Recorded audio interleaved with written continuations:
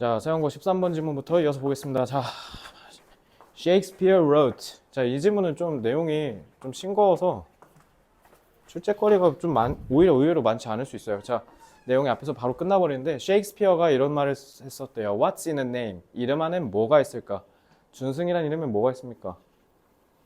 무슨 준에 무슨 승자예요? 어. 이길 승이랑 오를 승 둘 중에 모르겠다고? 한자가 둘 다 되게 다른데? 승 어떻게 쓰는지 몰라? 진혁은 뭔데요? 아, 큰 별. 큰 별이랑 오르는 애랑. 자, anyway. 자, 그래서 이 이름엔 that which, 이 that은 지시대명사예요. 명사고요. name 가리키는 거예요. 그리고 which는 뭐냐면 we call a rose라고 했을 때 이 rose가 목적구어예요. 즉 목적격 관계대명사입니다. 이거. 그러면 which we call a rose by any other name 까지가 이걸 꾸며주는 관계절이고요. 그래서 얘가 주어, 얘가 동사 이렇게 되는 거예요. 알겠죠? 그래서 우리가 그 어떤 다른 이름으로 불러도 그만큼 달콤한 냄새가 날 수 있는 이름이다라는 거죠. 그러니까 우리가 뭐라고 부르든 장미는 그냥 늘 달콤할 거다 이런 얘기야. 제 말 이해됐어요? 그래서 According to Stanford University psychology professor Lara Broditsky, 이 브로디스키 이 아줌마겠지? 이분 되게 많이 나와 지문에. 그래서 that's not necessarily so. 그래서 그게 반드시 그러지는 않는다라고 얘기해요. 그러면 나라면 이거 의외로 1번 문장 제대로 해석을 못한 애들이 많을 거라서 이거 하고 이 so가 의미하는 게 뭔지를 좀 물어볼 것 같거든. 그냥 일단 한번 진영 뭔 말인 것 같아 이거? 일단 한글로 다시 여기 해석하면 다시 그냥 읽어볼게. 셰익스피어가 이름 안에 무엇이 있는가라고 말을 쓴 적이 있는데 이게 우리가 장미라고 부르는 건 그 어떤 다른 이름으로 불러도 그만큼 달콤한 냄새가 날 거다라는 의미래요. 이게 뭔 말이에요 이게? 근데 또 이 전문가에 의하면 반드시 그렇진 또 않대.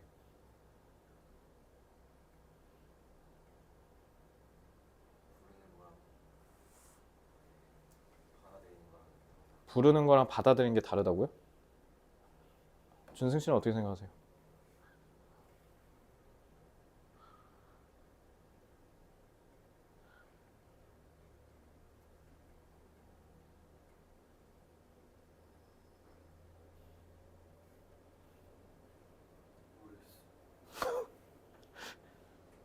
비문학 잘한다고 그렇게 칭찬했는데 진혁아 난 그렇게 하면 망할 거라고 생각해. 큰일 날 것 같은데. 자, 그러면은 지문을 한번 쓱 훑고 다시 돌아와 볼게. 알겠지? 그럼 이해가 될 거야. 자, focusing on the grammatical gender differences between German and Spanish. 둘 다 유럽 사람인데 독일 사람과 스페인 사람들. 근데 사실 얘네 언어 계통적으로 측면을 봤을 때 서로 되게 다른 언어긴 하거든요. 아무리 유럽 언어라도. 어쨌든 독일 사람이랑 스페인 사람 사이에서는 문법적으로 좀 성별에 따른 차이가 존재한대. 너네 스페인 사람들 여자랑 남자일 때 동사 달라지거든? 근데 영어도 그게 원래 있었다? 근데 영어는 사라진 거야. 불행 중 다행으로. focusing on은 요 분사구문이죠. 그래서 여기 보시면 콤마로 분사구 여기서 끊기고요. 그래서 Broditsky's work indicates that. 자, indicate의 목적어 역할이니까 이거 접속사 대시고요. 그래서 이런 문법적인 성별에 따른 차이에 집중하면서 이런 식으로 뭐 해석하시면 되겠죠. 그러면서 브로디스키의 연구는 뭐를 드러내냐면 the gender our language assigns to assign은 assign A to B, A를 B에 할당하다라는 타동사하고 얘는 거기에 따라서 끌려온 그냥 전치사구거든요. 목적어가 없죠. 목적격 관계대명사가 생략됐기 때문에 그런 겁니다. 그래서 the gender our language assigns to a given noun. 주어진 명사에 우리의 언어가 부여하는 이런 성별적 특성은 이렇게 해석하시면 되죠. 그래서 여기서는 얘가 주어입니다. 그래서 이 절의 주어라는 의미에서 CS 그리고 얘가 CV가 되는 거죠. 그죠? 그래서 우리한테 영향을 끼쳐요. To subconsciously give that noun. 자, 그래서 여기서 제일 중요한 건 무의식적으로, 잠재의식적으로 우리한테 어떤 느낌을 주냐? Give that noun characteristics 이렇게 되는 거야 문장 구조상. 알겠지? 그래서 characteristics of the grammatical gender. 그래서 문법적인 성별에 따른 차이를 그런 특성을 그 명사에다 부여를 잠재의식적으로 무의식적으로 부여를 해준대요. 예를 들면 예전에 그 표준 국어원 그 표준어에서 우리가 뭐 소위 짜장면이라고 발음하잖아. 짜장면 이런 식으로 된 소리로 발음하면 좀 뭔가 거칠고 좀 더 공격적인 성향을 드러내는 경향이 있기 때문에 되도록이면 자장면으로 발음해라 라고 한 적이 있어서 내가 중딩 때인가? 근데 지금 짜장면도 그 표준어 됐잖아. 하도 많이 사람들이 쓰니까. 그래서 그런 거에서 이해를 하시면 되는데 어쨌든 우리가 쓰는 언어는요. 우리한테 무의식적으로 영향력을 끼친다는 뜻이에요. 이해됐죠? 그래서 내가 리딩 부스터 설명할 때도 얘기했잖아. 언어는 그 민족의 생각을 담는 그릇이라고. 그지? 그래서 언어가 그런 걸 투영한다라고 이해하시면 되는데 그래서 take the word bridge. 그래서 다리라는 단어를 한번 예를 든대요. 그래서 in German, bridge is a feminine noun. bridge가 독일어에서는 좀 여성스러운 단어고 반대로 in Spanish, 스페인의 어에서는 bridge is a masculine noun. masculine이 남성이란 뜻이에요. 남자다운 명사래요. 그래서 Brzezinski found that when asked to describe a bridge, 그래서 여기 when에는 당연히 they were이 생략된 표현이겠죠. 그래서 사람들이 피실험자들이 요구받았을 때 뭐 하도록 describe a bridge, 다리를 묘사하라고 하면 당연히 독일 사람들은 좀 어떻게 그리겠어? bridge를 보면 좀 여성스럽게 그리겠죠. 그래서 native German speakers used words like beautiful, elegant, slender. 좀 이게 여성과 관련된 단어들 좀 많이 쓰는 걸 볼 수 있죠. 근데 반대로 when native Spanish speakers 스페인 사람들은 were asked the same question, 똑같은 질문을 받았을 때 they used words like strong, sturdy, towering. sturdy가 이게 튼튼하다는 게, 그러니까 찔기다는 뜻이고 안 찢어지는 거. 그리고 towering은 그 우뚝 솟은 타워처럼 우뚝 솟았다는 뜻이야. 그러니까 좀 남성성이 좀 느껴지죠. This worked the other way around as well. The other way around는 정반대란 뜻이에요. 그러니까 정반대로도 똑같이 효과가 있었다. 다른 경우에도 마찬가지였다라는 뜻이죠. 그래서 the word key is masculine in German and feminine in Spanish. 반대로 key라는 표현, 즉 열쇠는 스페인어에서는 좀 여성스럽고 독일어에서는 조금 남성스럽대요.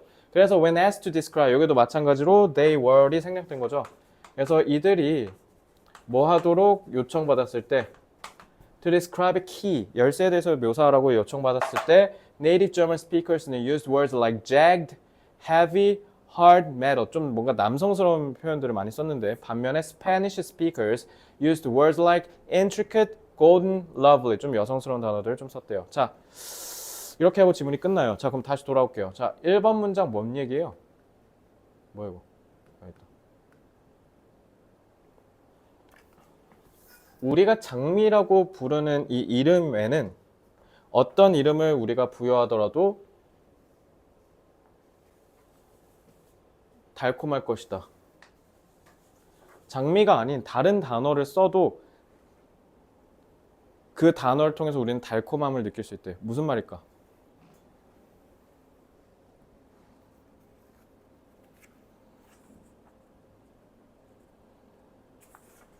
진혁아?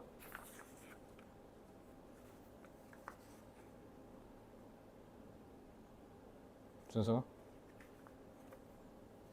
그럼 준승아, 뒤에 쭉 읽었을 때 이 지문의 핵심 내용이 뭐야?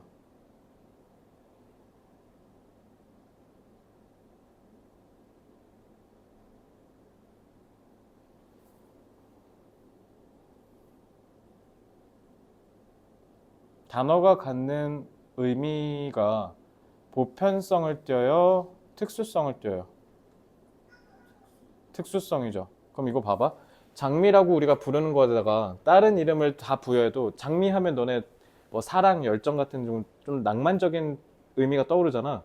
그러니까 그렇듯 장미라는 이름을 안 해도 장미를 우리가 다르게 뭐 준승으로 부른다 쳐도 우리는 달콤함을 느낄 수 있다 이 얘기잖아. 근데 장미를 준승으로 부르면 진혁이는 표정이 안 좋아질 거 아니야. 장미 같은 느낌이 안 될 거 아니야. 지금 그 얘기하는 거야. 그러니까 이건 결국 뭔 얘기냐면 단어에 내재된 의미에 대한 해석이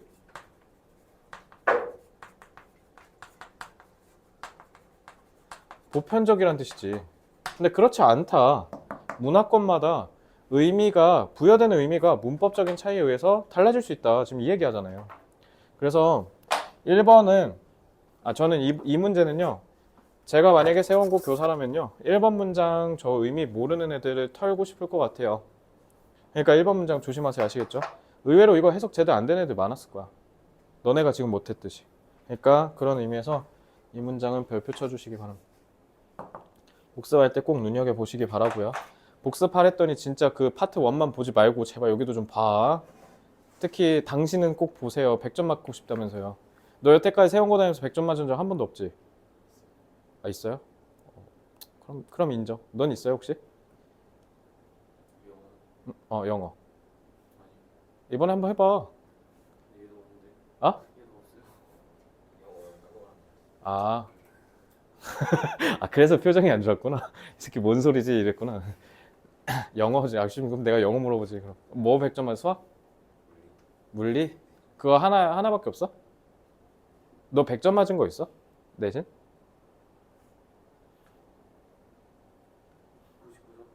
99점? 뭐 때문에 또 1점 나갔대 또. 뭔 과목인데 그거? 아, 수학? 아, 그래? 자, 어쨌든 진혁아 이번에 100점 꼭 맞아봐. 마지막이야. 3학년 때는 100점 맞기 어려워. 아니, 나 오히려 3학년 때 쉬울 수도 있긴 한데 3학년 때는 보통 양으로 압살하니까. 그래서 오히려 수능 공부 꾼준이 한 놈이 유리하거든? 3학년 때. 그래서 공부로 쇼부 보는 마지막 시험이야 너도 이거 지금. 야, 이번에 꼭 100점 맞아봐.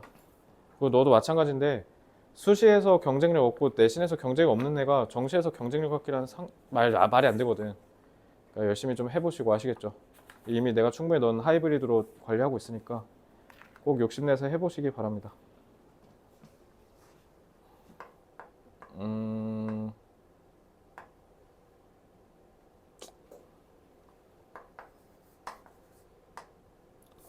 뭐라고 할까?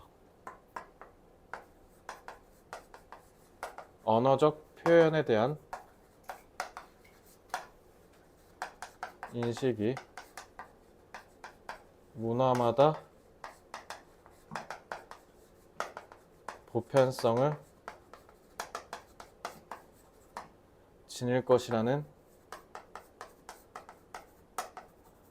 통념이 있다. 하지만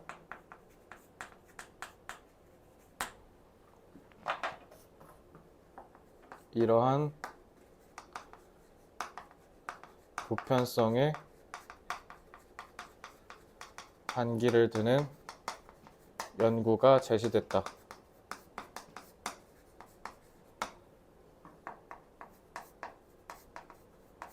나라마다 문법적인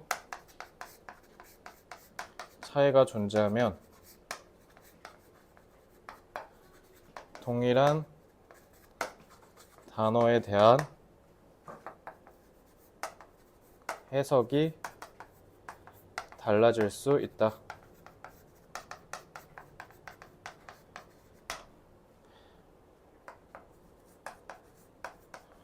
언어적 인식과 이해는 보편성을 띠기보다는 문법적인 구조에 따라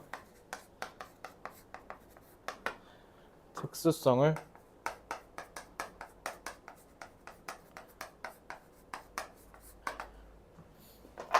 지닌다. 보편성은 형용사로 써줄게요. universal 쓰면 되겠죠. 그리고 특수는 unique 쓰면 돼요. 내지는 뚜렷이 구분된다는 뜻에서 distinct 쓰시면 되고요. 자, 이거는 1번 문장 내용만 잘 이해하시면 충분히 풀 수 있을 거라 생각합니다. 내용이 그렇게 어렵진 않죠? 자, 14번 지문 넘어오겠습니다. 14번 지문 좀 중요합니다. 넘어왔어요? 자, our perception, 우리의 인식은 또 인식 나왔네? 이거 그 앞에서 배운 거랑 좀 비슷한 지문 우리 앞에서 뭐 했더라? 너네 그 9번 지문에 언어와 지각의 그 상호작용 그거 있잖아. 그 우리가 세상을 인식하는 게 단어, 언어에 의해서 영향받는다. 그거 기억나지? 그지?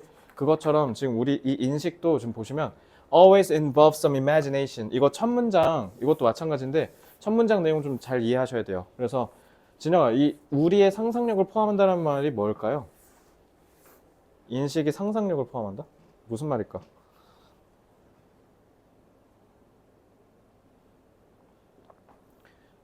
통상적으로 우리가 인식이 말대로 보고 듣고 느끼고 이런 인간의 기본적인 감각에 대한 얘기잖아. 그지? 그 인식에 대한 생각을 해보면 특히 시각적 인식을 생각해보면 좀 어떤 느낌이야? 좀 객관적인 것 같아? 주관적인 것 같아? 이게 지금 주황색의 분필이라고 너 지금 보이지? 니는 다 주황색 분필로 보이지 않아? 우린 기본적으로 우리의 인식 체계가 객관적이라 믿어. 보통은. 근데 니네가 이걸 주황색 분필이라고 생각하는 것조차도 그 주황색이라는 인식하기 이전에 인지적 체계가 있으니까 이걸 주황색을 인식하는 거거든. 그지? 그러니까 이 이미지네이션이 결국 얘기한 게 뭐냐면 인간의 주관성 얘기한 거야. 그러니까 subjectivity라고 할 수 있겠죠.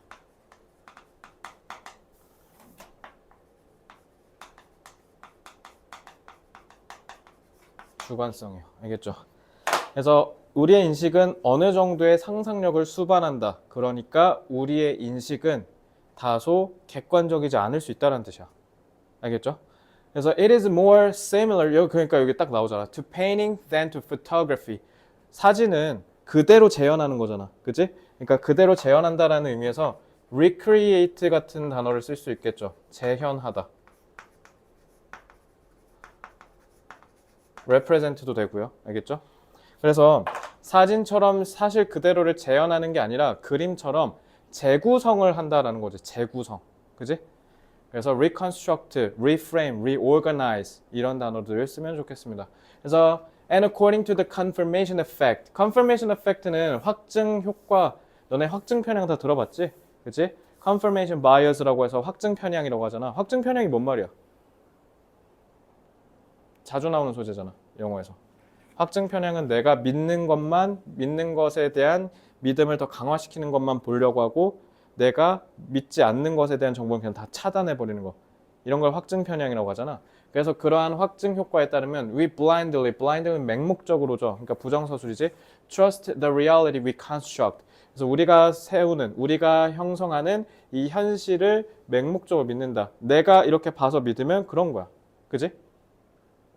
So this is best witnessed in visual illusions. 그래서 특히 이게 시각적인 착각에서 특히 잘 목격되는데, 그래서 예를 들면 그 왜 너네 착시 같은 거 보면 막 이거 사실은 되게 같은 길이다 막 이런 착시 본 적 있잖아. 뭐 이런 거 생각하시면 돼요. 그래서 which we perceive with full confidence. 그래서 우리는 문제는 뭐야? 우리 맹목적으로 믿는다 했잖아. 그래서 완전한 자신감을 갖고 우리가 인식을 한대.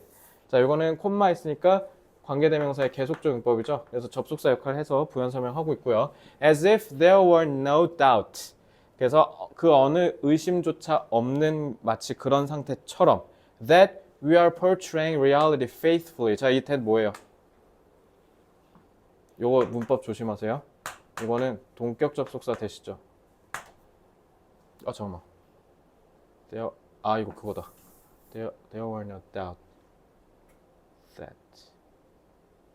이거 그거다. 이거 지금 명사절 보이죠? 그래서 이거 뭐냐면 얘가 주어예요, 주어. 그래서 이렇게 된 거야. 알겠죠? 그래서 우리가 현실을 충실하게 그려내고 있다는 데 있어서 의심의 여지가 없다. 이런 뜻이에요. 이해됐어요? 그러니까 우린 그렇게 맹목적으로 믿는다는 거죠. 그래서 one interesting way of discovering this. 그래서 이걸 밝혀내는 가장 재밌는 방식 중에 하나가 in a simple game that can be played at any moment is the following. 아래 나오는 게임인데 이건 니네가 언제든지 할 수 있다. 주격관계대명사죠.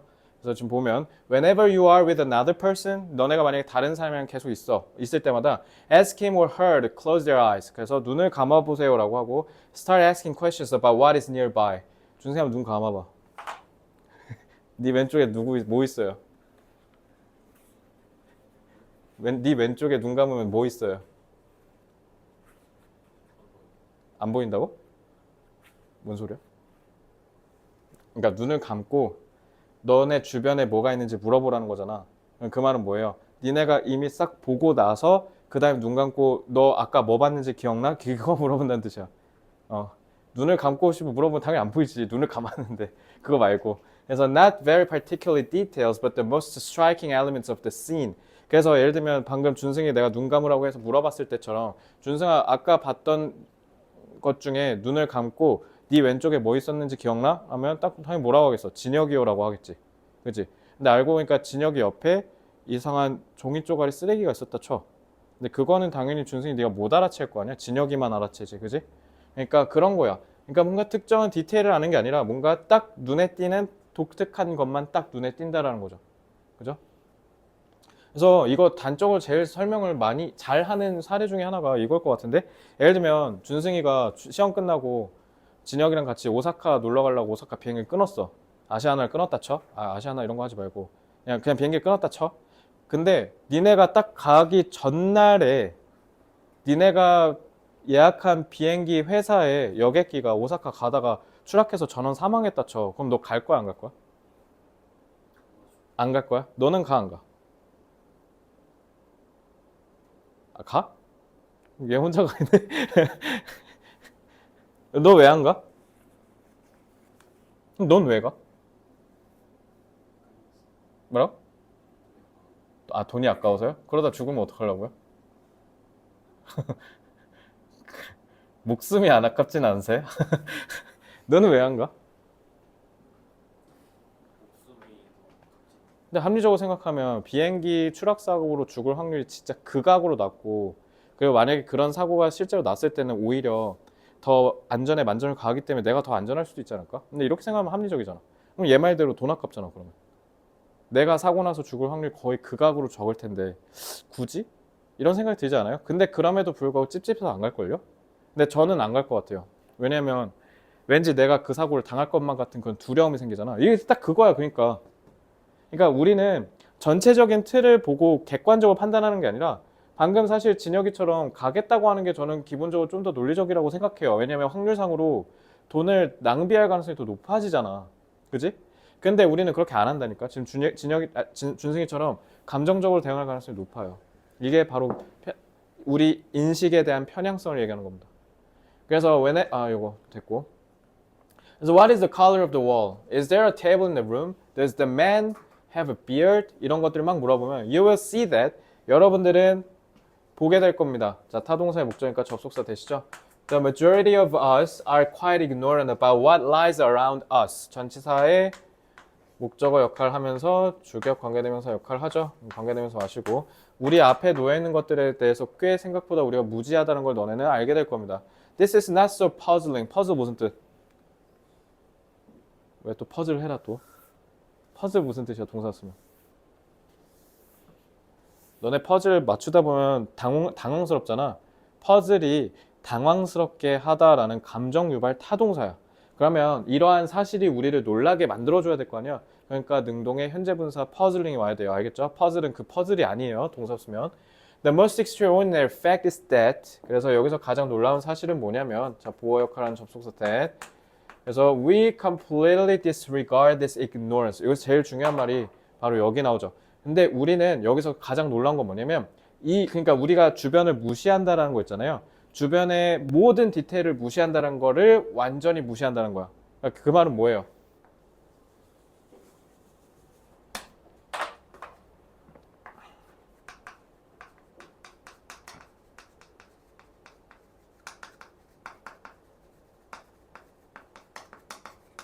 무의식적으로 선별적 인식을 한다는 거죠. 우리가 다 모든 디테일 다 우리가 인식하는 게 아니라 선별적으로 우리한테 중요하다라고 주관적으로 여기는 것들만 선별적으로 의식하는데 그게 어떻다고?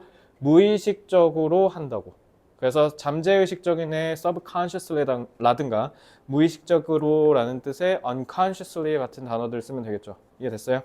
그래서 저는 이 지문은 내용을 좀 제대로 이해하시면 되겠다. 그리고 그게 되게 중요하겠다라는 평을 드리며 자 19쪽 내용 정리 바로 넘어갈게요. 뭐야 벌써 10시야? 시간 빠르네. 일단 저기 15번까지는 무조건 칠게요. 자,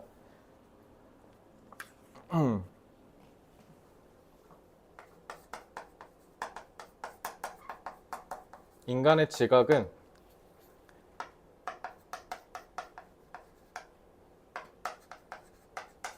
주관적 기준에 따라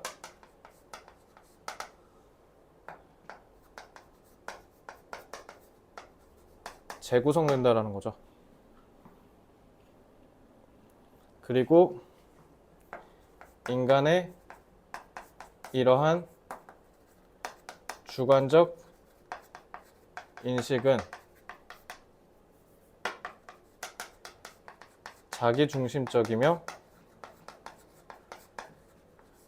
편향적이다라는 거죠.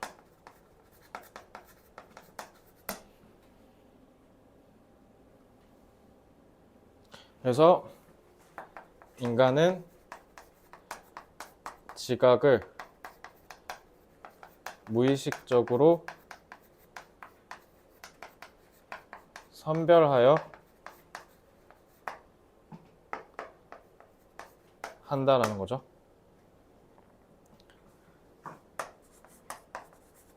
인간의 지각은 객관적이기보다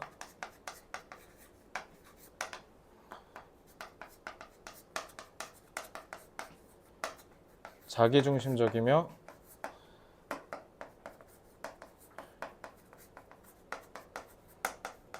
편향적인 경향이 있다.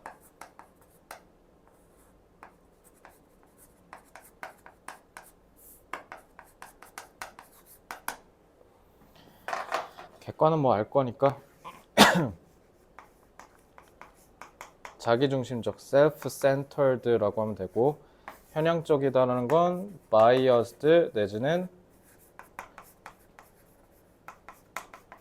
partial 같은 거 쓰면 되겠죠? partial.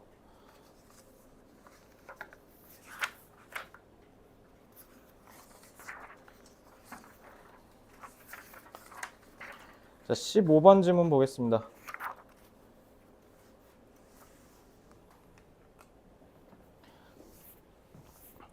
How can he help students manage cognitive load as they learn to perform complex tasks? 자, 서리적 표현으로 시작하죠. help는 목적보의 원형부정사, 그리고 이거 뭘로 치환해도 돼요? 그냥 투부정사로 바꿔도 되죠. 의미적으로 크게 차이는 없죠. 그래서 cognitive load, 인지적인 과부하를 어떻게 조금 좀 이렇게 대처할 수 있게 도와줄 수 있을까? 그러니까 너네가 공부하다 이제 인지적인 과부하가 생겼을 때 우리가 그걸 어떻게 도와주냐라는 거죠. 뭐 할 때 그들이 접속사로 쓰였고 when으로 쓰인 거죠. 복잡한 업무를 수행하고 있을 때. 그죠? So one method that has proved effective in research studies. 자, 수일치 조심하셔야겠네. 자, 주격 관계대명사. 그래서 관계절이고요. 그래서 연구에서 효과적이라고 증명이 난 한 방법이 있는데, 자, 수일치 조심하셔야지. 단수니까 수일치 조심하시고, is to support some aspects of a complex task while students perform the entire task. 학생들이 전체적인 태스크를 하고 있을 때, 일을 하고 있을 때 복잡한 일의 몇 가지 측면만 좀 도와준다, 보조해준다라는 거죠. 그렇게 하면 너네가 인지 과부에서 벗어날 수 있게 해준다는 거야. 그래서 너네가 수학, 수완, 수특 어려운 4점짜리 풀고 있을 때 갑자기 그러니까 턱 막히는 것도 아니라 그냥 시작부터 그냥 막막한 문제 있지, 킬러 문제. 아예 접근조차 안 해서 그냥 생으로 싹 깨끗한 문제 있잖아. 모의고사 풀다 보면 한 번씩은 경험해보죠. 그런 문제들 니네가 접할 때 어떻게 해줄 수 있다는 거야. 문제를 푸는 데 있어서 일부 측면만 좀 도와주면 니네가 타타타타탁 하면서 이제 나아갈 수 있다는 거지. 알겠죠? 예를 들면 4점짜리 풀라고 하는데 니네가 뭐 가우스 기호를 니네 가우스 니네 저기에서 빠졌다며, 정규 그 진도에서 가우스 이제 안 배운다며, 그지? 예를 들면 풀라고 하는데 뭐 가우스가 들어가 있다든가 뭐 알지를 못하니까 그런 걸 이제 개념을 살짝 설명해 준다든가 해서 이제 유도를 해주는 거죠. 그래서 for example, Swelter and Cooper demonstrated this with students. 자, 이런 것들로 증명을 했다, 이런 뜻이고요. 그래서 with students learning to solve problems. 자, 요거는 당연히 현재 분사구가 students 꾸며주는 거죠. 그래서 다양한 문제들을 해결하려고 하는 학생들로 이걸 몸소 보여줬는데 in a variety of quantitative fields from statistics to physics.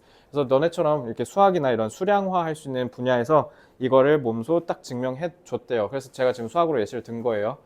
그래서 they found that when students were given typical words problems, it was possible for them to solve the problems without actually learning much. 그다지 많이 배우지 않더라도 문제를 해결하는데 그게 가능했대요. 그냥 일반적인 전형적인 word problems, 단어와 관련된 문제가 나왔을 때. 그래서 여기 문장제가 그러니까 말로 돼 있는 문제란 뜻이야. 알겠죠? 그런 문제가 주어졌을 때는 그냥 쉽게 그렇게 많이 안 배우고도 풀 수 있다라는 거예요. 왜냐면 티피컬이니까요. 티피컬이면 전형적인 거니까 우리가 쉽게 알 수 있다라는 거잖아. 그러니까 예를 들면 니네 모의고사 맨 앞에 나오는 뭐 자극한 우욱한 문제 이런 거 틀리는 애가 어딨어. 눈이 삐어야 틀리는 거잖아. 그런 문제 같은 거는 쉽게 직관적으로 풀 수 있으니까 쉽게 푼다라는 거죠. 근데 this is because the problems themselves were sufficiently demanding that students had no cognitive resources available to learn from what they did. 그래서 이건 왜 그러냐면 문제 그 자체가 were sufficiently 이거는 충분히 demanding은 어렵다라는 뜻이에요. 그러니까 날 좀 빡세게 만든다. 빡센. 그래서 충분히 빡세서 이 답 뭘까? 근데 쏘가 없는데? 그치, 얘가 쏘 역할 하는 거야. 알겠죠? 그래서 요거 조심하셔야 돼요. 요거 문법. 그래서 이 that은 방금 진혁이 얘기한 대로 접속사 대시고, 그래서 so that 어떻게 해석하라고? 그래서 인과관계. 그래서 너무 부담스러워서 그래서 학생들이 사용 가능한 인지적인 자원이 없는 거야. 근데 그 자원은 뭐냐면 to learn from what they did. 얘네가 배운 것으로부터 그러니까 쉽게 얘기하면 너네가 수학 문제를 풀려고 하는데 앞에서 내가 배운 개념에서 끌고 와서 이렇게 풀어야 되잖아. 근데 수학 4점짜리 어려운 문제는 다 뭐예요? 내가 배웠던 거에서 끌고 와서 이 힌트를 우리가 찾아서 이걸 대응하는 게 어려운 거잖아. 그지? 그러니까 그걸 대응시키는 게 빡세다라는 거야. 그러니까 힌트가 너무 안 보이는 거지. 그러니까 이제 겁나 어려운 4점은 애초에 접근조차 안 되는 이유가 바로 그건 거죠. 그지? 그러니까 그걸 살짝만 도와주면 된다는 거야. 자, 그래서 when students were given work examples such as pre-solved problems. 그래서 앞에서 예를 들면 예시를 하나씩 던져주는 거지. 그래서 대놓고 문제에 대한 직결되는 힌트를 주면 안 돼. 힌트를 주는 게 아니라 그 전에 이미 선행해서 해결된 예시를 먼저 주라는 거야. 예시를 먼저 줘서 니네가 귀납적으로 추론하게 유도를 하는 거죠. 귀납적으로. 그래서 place between problems to solve. 풀어야 할 문제라는 뜻에서 이건 형용사로 쓰였고, 그리고 요거는 요거 꾸며주는 거죠. 그래서 과거분사구 배치된 거죠. studying the work. 그래서 여기 좀 콤마로 끊어졌지. 왼절, 부사절. 그래서 studying the worked examples freed up cognitive resources. 그래서 이런 효과가 있는 예제들을 연구하는 게 결국 인지적인 자원들을 좀 더 우리가 쓸 수 있는 가용 범위를 넓혀줬다.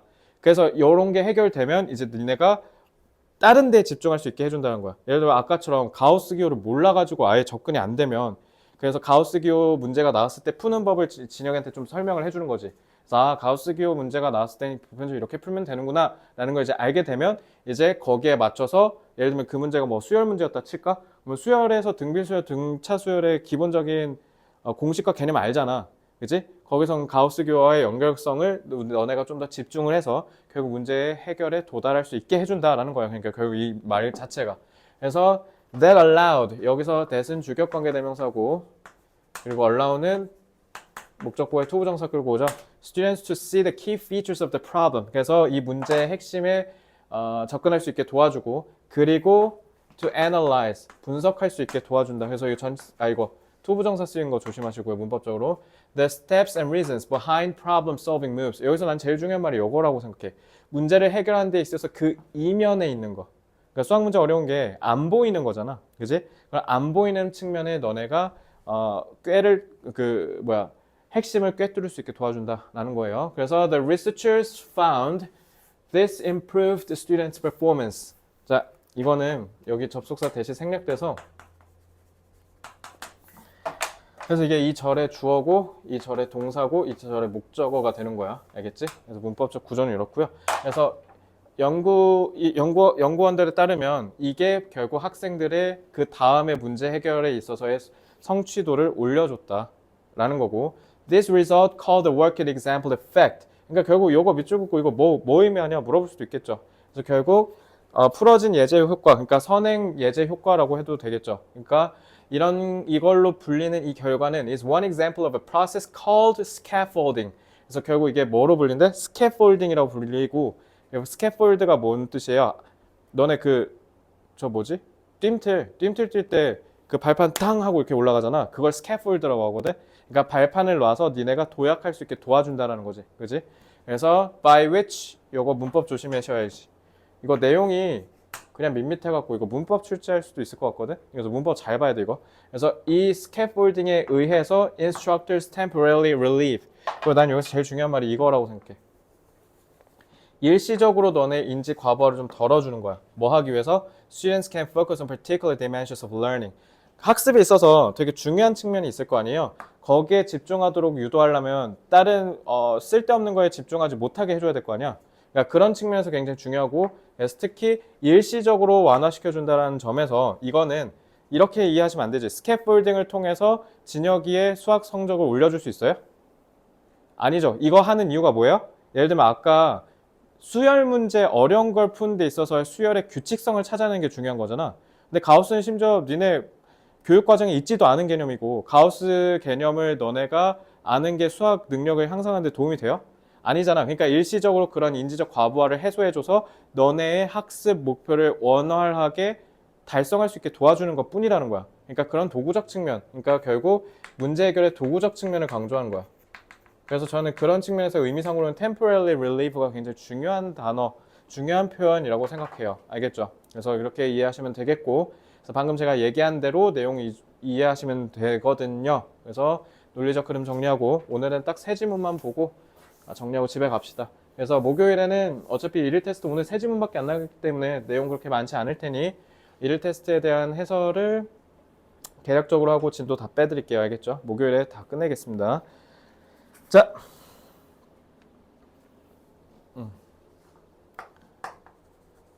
학생들의 학습 과정에서 인지 과부하가 발생하면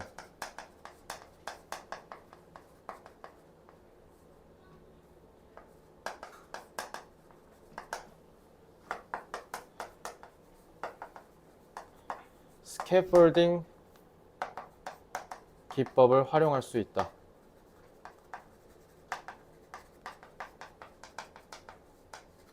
그래서 3번부터 6번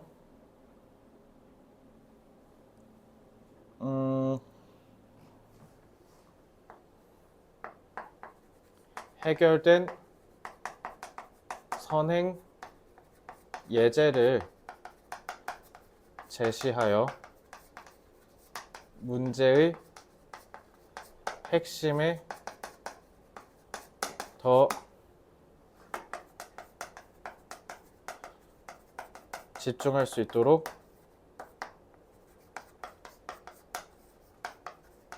유도할 수 있다. 그래서 따라서 스캐폴딩은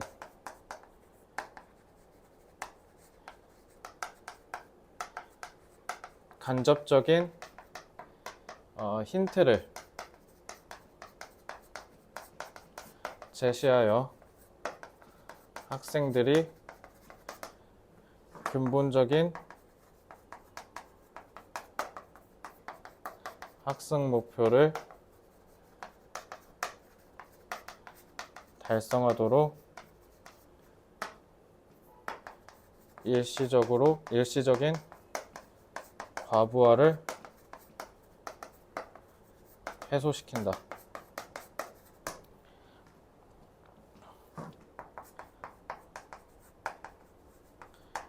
스캐폴딩은 학생들에게 간접적인 힌트를 제시하여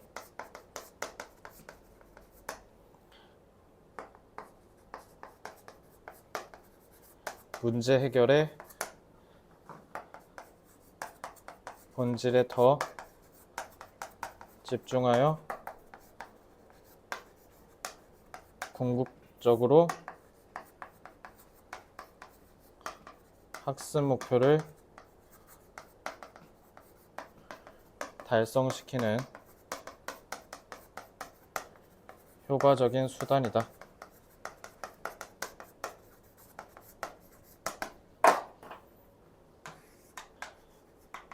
indirect, 그리고 implicit도 괜찮죠? 그래서 효과적이는 effective 하시면 되고요. 자, 이로써 일단 오늘 15번 지문까지 하고요. 자, 16번부터 23번 지문은 이번 주 목요일 날 해서 진도 다 마무리하도록 하겠습니다. 오늘 한 거 질문 있어요? 오늘 한 거는 내용 위주로 공부하시면 되고 특히 15번 지문만 문법 유의하시면 되겠습니다. 자, 오늘 여기까지 하고 왜 질문 있어? 15번. 4번이랑 5번이. 뭐라고? 15번 지문 4번이랑 5번. 이게 연결이 어떻게 되는지? 잠깐만.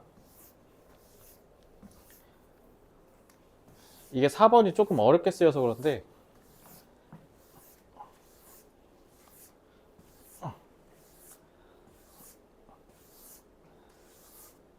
예를 들면 여기서 문장제는 그냥 너무 깊게 생각하지 말고 그냥 말 그대로 그냥 니네한테 어떤 수학이나 수학 문제가 제시됐다고 생각하면 돼. 수학 문제. 알겠지? 그래서 수학 문제가 제시됐었을 때 가능하대 학생들이 문제를 해결하는 게. 자, 그러면 잘 봐. 일단 기본적으로 이 지문이 컴플렉스 태스크잖아. 복잡한 문제, 수학 킬러 문제를 푸는 상황을 상상하면 돼. 그래서 킬러 문제를 제시를 했어. 그럼 일단 풀어야 될 거 아니야. 근데 그럼 학생들이 그걸 풀 수 있게 가능하게 해준대. 니네가 킬러 문제를 풀 수 있게 된다는 거야. 그지? 너 지금 현우진 강의 듣고 있잖아.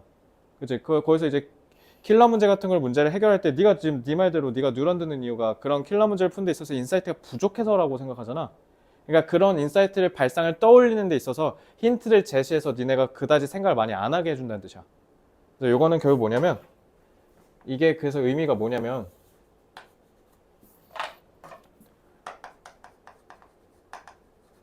스캐폴딩으로 예제를 제시했다는 뜻이야. 그래서 애들이 문제를 푸는데 사고를 깊게 하지 않아도 풀 수 있다는 거지. 그러니까 가우스를 모르니까 가우스를 설명을 해줘서 가우스와 수열을 연결해서 문제를 풀 수 있게 뚫어준다는 뜻이야. 혀를. 이해됐어요? 진짜 이러면 이해돼요? 그러니까 스캐폴딩으로 애들이 굳이 생각을 안 해도 되도록, 그러니까 쉽게 얘기하면 이거 learning much가, 그러면 준성아 이 learning much가 뭐야? 많이 학습해야 한다. 이게 뭐야? 이게 인지과부하지.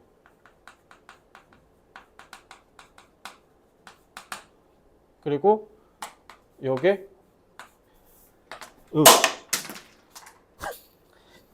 자, 요게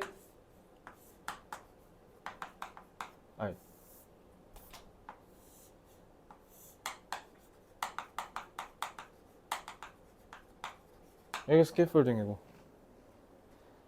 전형적인 문장제가 주어진다는 게 니네가 이해하기 쉬운 말로 풀어서 설명해 줬다는 거잖아. 그래서 스캐폴딩 했다는 거야 저게.